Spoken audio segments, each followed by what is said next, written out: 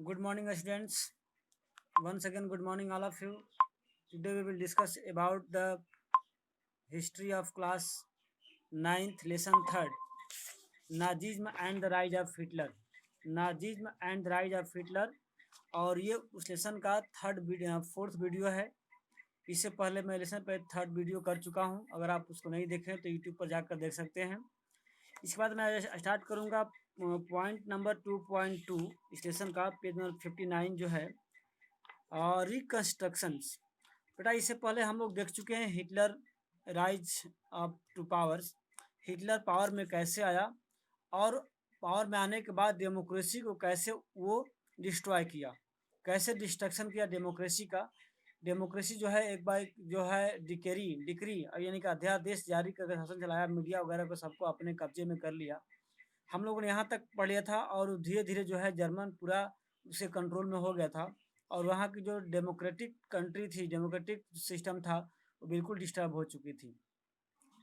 तो आगे कहते हैं हिटलर ने क्या मतलब रिकंस्ट्रक्शन किया, हिटलर ने कैसे जर्मनी को फिर से पावरफुल बनाया। क्योंकि आपको पता है कि फर्स्ट वर्ल्ड वार के बाद जो ट्रेटी ऑफ वर्साई हुई थी, जर्मनी एक तरह से इकोनॉमिकली, सोशली और जो है कह सकते हैं मतलब बहुत वीक हो चुका था। तो कैसे, किस तरह से क्या किया कि फिर से वहाँ जर्मनी पावरफुल हुआ, रिकंस्ट्रक्ट क्या किया, तो आज हम देखेंगे इस वीडियो में। तो आप लास्ट तक बने रहिएगा ताकि आप पूरा जो है लेसन समझ में आ जाए। तो मैं स्टार्ट करता हूँ, पेज नंबर जो है 59 देखिए आप लोग। तो चूंकि वहाँ पर इस तरह से इकोनॉमिक क्राइसिस हो चुके थे जर्मन में या पूरे वर्ल्ड में कि वहाँ पर इकोनॉमिक कंडीशन बहुत ही डैमेज हो चुकी थी। तो हिटलर ने क्या किया था कि अपने कंट्री में यानी कि जर्मनी को इकोनॉमिकली राइज करने के लिए, इकोनॉमिक कंडीशन को इम्प्रूव करने के लिए उन्होंने देखिए क्या पढ़ने में क्या किया था। Hitler assigned the responsibility of economic recovery of the economist Hallmar, such who aimed at full production and full employment through a state-funded work creation program।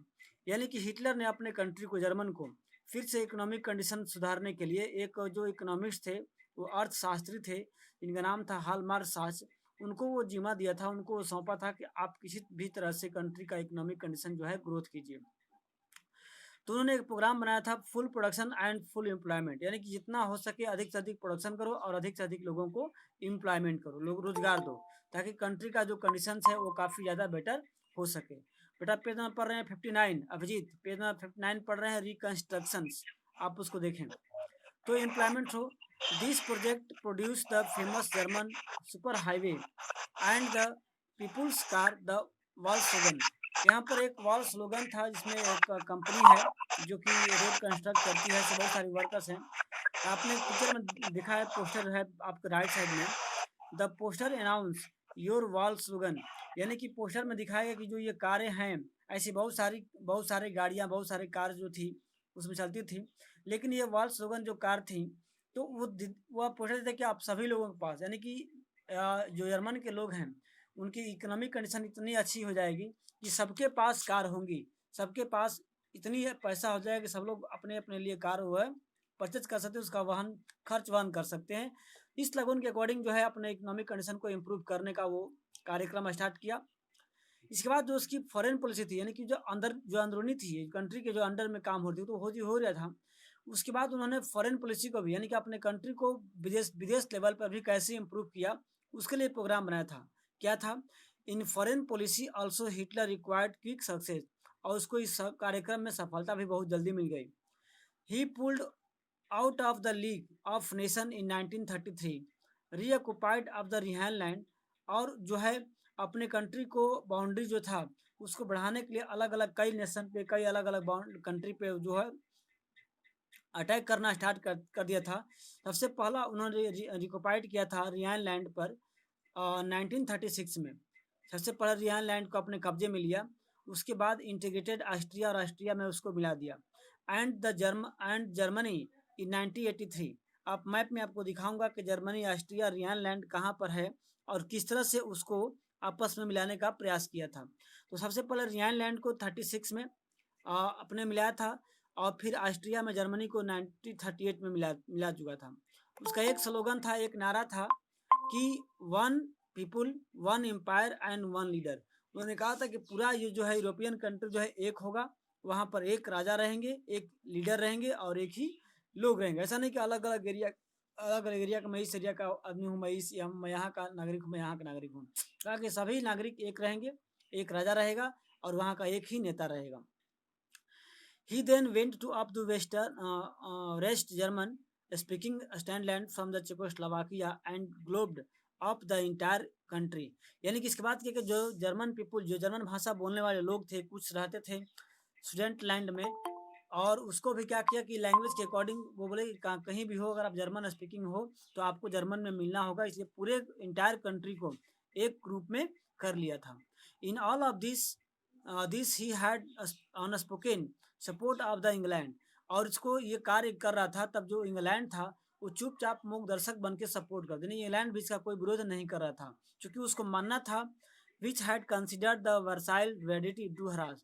उसको मानना था कि जो फर्स्ट वर्ल्ड वार के बाद जो वर्साई की संधि हुई वास्तव में जर्मनी के साथ बहुत अन्यायपूर्ण हुआ, इसलिए जो वो इंग्लैंड था वो चुपचाप जो है देख रहा था कि जर्मन क्या कर रहा है और सपोर्ट कर रहा था। This quick success at home, और उसको अंदरूनी सपोर्ट होने के बाद and abroad seem to reverse the destiny of the country. और वो बहुत जल्दी ही अपने जो इंसल्ट हुआ था वर्ल्ड लेवल पे, चाहे इकोनॉमिकली या फिर सोशली या फिर साइकोलॉजिकली, वो बहुत जल्द ही उसको रिवर्स कर लिया, उसको प्राप्त कर लिया। यानी कि फिर से जो उसकी इकोनॉमिक कंडीशंस जो थी वो फिर से रिकवर हो गई, उसके फिर जो है पूरे वर्ल्ड में उसकी पावर जो है फिर से एक बार रेज हो गई। लेकिन हिटलर डिड नॉट स्टॉप है, लेकिन हिटलर यहीं पर समाप्त, मतलब आराम से नहीं बैठा, चलो भाई हमारा डिग्निटी आपस हो गई, हम पावरफुल हो गए, फिर हम कुछ नहीं करेंगे, ऐसा नहीं है। वो अपने आप को और ज़्यादा आगे जो है बढ़ाने का प्रयास करता रहा। जो साच था, जो उसका इकोनॉमिक्स था, had advise to Hitler against investing the hugely rearmament at the state till run the deficit finance. यानी जो उसके जो अर्थशास्त्री थे हिटलर को समझा रहे थे, हिटलर को मना कर रहे थे कि आप भाई इस तरह से शॉर्ट टर्म लोन लेकर के और अपने कंट्री का विस्तार करके अपने मिलिट्री पर जो बहुत ज़्यादा खर्च न करो, वरना फिर हमारी इकोनॉमिक कंडीशन जो है डैमेज हो जाएगी। तो जो आर्थिक जो एक्सपेंस हो रहे हैं उसको थोड़ा सा सोच समझ के काम किया जाए, ऐसा उन्होंने सलाह दिया था। किन्होंने? जो उसके इकोनॉमिक्स थे, साक्ष नाम है उसका। लेकिन क्या हुआ, कौशन people however had no place in Nazi Germany. यानी कि जर्मनी में, यानी कि हिटलर के पक्ष में, हिटलर के पार्टी में इस तरह से जो बुजदिल या कमज़ोर लोग होते हैं या हिटलर को सलाह देने वाले लोगों की वहाँ पर कोई जगह नहीं थी, हिटलर को पसंद नहीं था। उन्होंने हिटलर को निकाल दिया जॉब से, उसको रिजाइन मतलब छोड़, उसको बाहर निकाल दिया। साक्स had to leave, Hitler choose war as the way out of the approaching. और हिटलर ने क्या किया, युद्ध का रास्ता अपनाया अपने कंट्री को विस्तार। तो हम आपको मैप दिखा रहा हूँ कि हिटलर ने कहाँ का था हिटलर और किस तरह से अपने कंट्री को ऑक्युपाइड किया था। तो आप देख रहे हैं कि ये वर्ल्ड का मैप दिया उस समय का, कि आपको 1942 का expansion of Nazi power Europe. तो आप देख रहे हैं कि जो येलो कलर है बेटा, ये जर्मनी आप देख रहे हैं, या ऑस्ट्रेलिया है, या आपको नेबरिंग कंट्री जो है इसे देख रहे हैं। तो आप यहाँ देखेंगे कि जो ग्रेटर जर्मनी है ये येलो कलर में है, यानी कि जर्मनी का पूरा मेन पार्ट्स है। यहाँ पर ऑस्ट्रिया दिया है जहाँ हिटलर का जन्म हुआ था। तो हिटलर ने क्या किया कि रियानलैंड को अपने कब्जे में लिया और जर्मनी को भी एक साथ मिला दिया। ठीक है, यह बेल्जियम है, जैसे आपको फ्रांस है, यहाँ पर भी हिटलर ने ऑक्युपाइड किया था फ्रांस को भी, और फिर जो है पोलैंड को भी। और उसका मेन लक्ष्य था इधर इस कंट्री यानी कि ईस्टर्न पार्ट को कब्जा करें। लेकिन जो इधर है आपका ब्रिटेन वगैरह है, ब्रिटिश के अंडर में जो कंट्री है, उन्होंने इसके साइड में यानी कि वेस्टर्न पार्ट पे आक्रमण कर दिया। तो हम आगे पढ़ेंगे स्टोरी में समझेंगे, लेकिन यहाँ देखने का प्रयास करेंगे। ये ऑस्ट्रिया है जहाँ हिटलर का जन्म हुआ था, ये जर्मनी है, इधर फ्रांस है जहाँ पर जो इटली वगैरह जो है वो आपके इधर में था, यानी कि हिटलर के पक्ष में था। हम आगे चलते हैं, देखते हैं नेक्स्ट पॉइंट जो है। तो जो उसकी इकोनॉमिक कंडीशन थी वो अच्छा होने के बाद भी उन्होंने फॉरेन पॉलिसी के अकॉर्डिंग आक्रमण करना स्टार्ट किया था। आगे हैं resource were the accumulated through the expansion of territory. और धीरे धीरे जो है अलग अलग कंट्रियों पर जो लड़ाई करता था, अटैक करता था और वहाँ के रिसोर्स को अपने कब्जे में, जैसे आयरन माइन हो गया, कोल माइन हो गया, और जो माइन थे, नेचुरल रिसोर्स थे, ऊपर ऑक्युपाइड करता था, चढ़ाई करता था और उसको अपने कब्जे में कर लेता था। तो धीरे धीरे जो हिटलर की इकोनॉमिक कंडीशन थी बहुत ज़्यादा मतलब इम्प्रूव हो रही थी। इन सितंबर 1939 जर्मनी इन्वेड पोलैंड। और 1939 में, बेटा देखना पेज नंबर 60 सेकेंड लाइन है, 1939 में जो हिटलर था वो आपको सॉरी जर्मन, हाँ वही, जो पोलैंड पर आक्रमण कर दिया। This shared a war with the France and England. और इसमें जो है फ्रांस और इंग्लैंड ही भी इसके साथ आ चुका था। और चूंकि सितंबर में 1940 में जो एक त्रिदलीय यानी कि ट्री पार्टी पैक्ट हुआ था जर्मनी, इटली और जापान के बीच में। जर्मनी, इटली, जापान के बीच में एक संधि हुई थी, एक समझौता हुआ था कि भाई हम लोग जो है एक साथ रहेंगे और जब भी हम लोग युद्ध करेंगे किसी अदर कंट्री से हम लोग दूसरे का भरपूर सहयोग देंगे। उसी प्रकार जो है आपको इंग्लैंड, फ्रांस और पोलैंड में हुआ था कि अगर कोई भी कंट्री एक दूसरे पे वार करता है तो हम लोग तीनों मिलकर के आपस में उसका भरपूर सहयोग करेंगे। तो हिटलर ने क्या किया था कि सितंबर 1939 में जो है पोलैंड पर आक्रमण कर दिया। तो उसके साथ साथ फ्रांस और इंग्लैंड भी इस युद्ध में आ कूदे और उसको हेल्प करने के लिए, जर्मनी को हेल्प करने के लिए इटली और जापान भी युद्ध में आ चुके थे। चूंकि staining Hitler's claim to international powers, और इस प्रकार जो हिटलर का जो इंटरनेशनल पावर था, वर्ल्ड की पावर, वर्ल्ड में, तो फिर से एक बार जर्मनी की पावर जो है बहुत ज़्यादा बढ़ चुकी थी। पोपेटरिज्म और supportive the Nazi Germany were install in a large part of the Europe. और जहाँ जहाँ हिटलर जो है अपने कब्जे में कंट्री को किया था वहाँ अपने आदमी को यानी कि पोपेट गवर्नमेंट एक तरह से इस्टेब्लिश किया था कि मैं जो कहूँगा वहीं आपको करना होगा। यानी कि हिटलर जिन कंट्री पर अटैक करता था वहाँ एक अपने आदमी यानी कि अपने पार्टी के लोगों को वहाँ एज अ गवर्नमेंट बैठाता था ताकि हमें जब भी मिले भरपूर आपको सहयोग करना होगा। तो पपेट गवर्नमेंट उसको हिटलर ने कहा। By the end of 1940 Hitler was the pencil of his power. और 1940 के अंत तक जो हिटलर जो है अपने वर्ल्ड में चरम सीमा पे पावरफुल था, यानी कि पावर अपने जो है बहुत ज़्यादा अधिक पावरफुल जो हिटलर जो है हो चुका था 1940 के आसपास। अब बताइए क्या हुआ कि Hitler now moved to achieve the long term aim to conquering eastern Europe. देखिए अब हिटलर के पास इतना ज़्यादा धन हो चुका था कि वो किसी भी कंट्री को अटैक करने को तैयार होता था। तो उन्होंने अपने लॉन्ग टर्म के बनाए प्लान, अब हम लोग जो यूरोप का जो पूर्वी भाग है वहाँ पर अटैक करें और वहाँ की जो कंट्री को मतलब अपने में मिलाएं, उसका रिसोर्स को उपयोग करें। He wanted to ensure food supply and living space for German. और यहाँ तक कि जर्मन जो है पूरा जो जर्मन कंट्री है उसके लिए अच्छा सा भोजन और रहने का प्लेस भी जो है प्रोवाइड कराया जाए। उसके लिए क्या कहता है, ही अटैक द सोवियत यूनियन। देखिए सोवियत यूनियन पे अटैक कर दिया, जो कि सोवियत यूनियन यूएसएसआर जो यूएसए है उस टाइप के कंट्री को जो है जो अटैक करना स्टार्ट किया 1941 में। This is the historical blunder. Hitler exposed the German western front of the British aerial bombing and eastern front of the powerful Soviet army. और हिटलर ने जो सोवियत यूनियन पर अटैक किया 1941 में, तो ये सबसे इतिहास में सबसे ज़्यादा ब्लंडर मिस्टेक जो जर्मन द्वारा ये लिया गया फैसला था। क्योंकि वो ईस्टर्न पार्ट में अपने को इस्टेब्लिश करना स्टार्ट किया, अपने को अटैक करना स्टार्ट किया। तो जो उसके ईस्टर्न पार्ट थे, जो पश्चिमी भाग थे, वहाँ पर ब्रिटेन ने क्या किया, ब्रिटेन ने मतलब लगातार बमबारी स्टार्ट कर दिया था ताकि उसके पावर को छीन किया जा सके। द रेड सोवियत, जो सोवियत की रेड आर्मी थी, inflicted the crushing and humiliating defeat on Germany and Stalingrad. यानी कि जो सोवियत यूनियन की जो आर्मी थी जर्मन के आर्मी पे बहुत ज़्यादा मजबूत पड़ी और उसको क्या किया, उसको अटैक करते हुए उसको पीछे की तरफ मतलब पीछे कर दिया। After this the Soviet red army hundred over the retreating Germany shoulders until they reached at the heart of the Berlin. यानी कि जो वहाँ सोवियत की आर्मी थी वो धीरे धीरे मतलब उसको पिछाड़ते गया, मरते गया। और जो है जो जर्मन के सैनिक थे वो पीछे हटते गए, पीछे यहाँ तक हटते गए कि वो बर्लिन तक आ गए। जो बर्लिन का बैंकर था वहाँ तक पीछे हट गए और बाकी जर्मन का जो पार्ट था फिर सोवियत क्या किया, सोवियत के जो लोग थे, आर्मी थे, उसको कब्जे में कर लिया। Establishing Soviet hegemony over the entire eastern Europe for the half century thereafter. यानी कि लगभग आधे भाग को वो कब्जे में कर लिया। तब तक क्या हुआ था, meanwhile the USA had realize involvement of the war.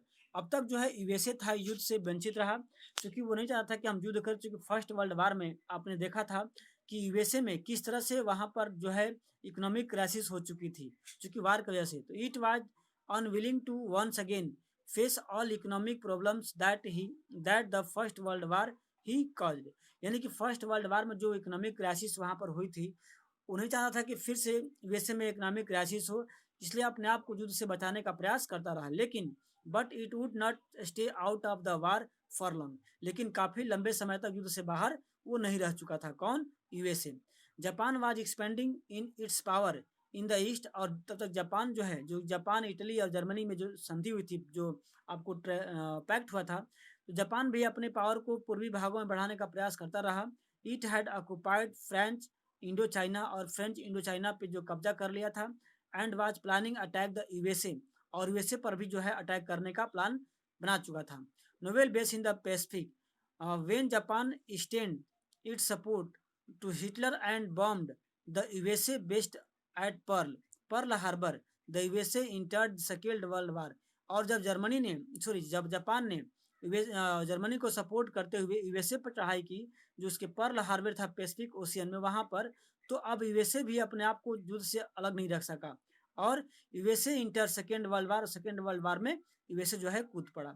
The war ended इन मे 1945। और इस प्रकार जो सेकेंड, आप देख रहे हैं कैसे वर्ल्ड में जो अलग अलग कंट्री दूसरे को सपोर्ट करते हुए वर्ल्ड वार छिड़ चुका था, सेकेंड वर्ल्ड वार। लेकिन सेकेंड वर्ल्ड वार की जो समाप्ति होती है 1945 में हो जाती है, वहां पर हिटलर की हार होती है, और यूएसए जो है, जबकि यूएसए जो है, यूएस ने जापान पर हिरोशिमा और नागासाकी दो शहरों पे बमबारी करता है। इसी के साथ क्या, जापान भी अपने आप को सरेंडर कर देता है, और हिटलर की भी बुरी तरह से हार होती है 1945 में। द सेकेंड वर्ल्ड वार की समाप्ति हो जाती है।